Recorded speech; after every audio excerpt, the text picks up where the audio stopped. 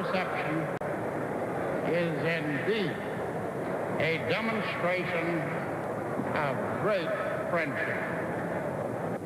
Today, America is in the midst of a frightening moral slump.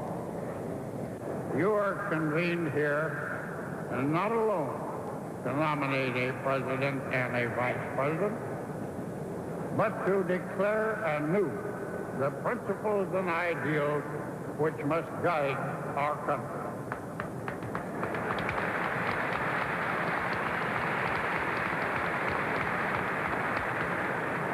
Yours is the task to stop this moral retreat, to lead the attack and recapture the meaning of the word America.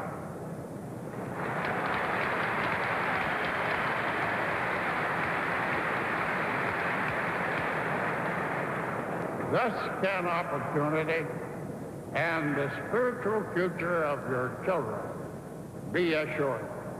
And thus you will win the gratitude of posterity and the blessing of Almighty God. Thank you.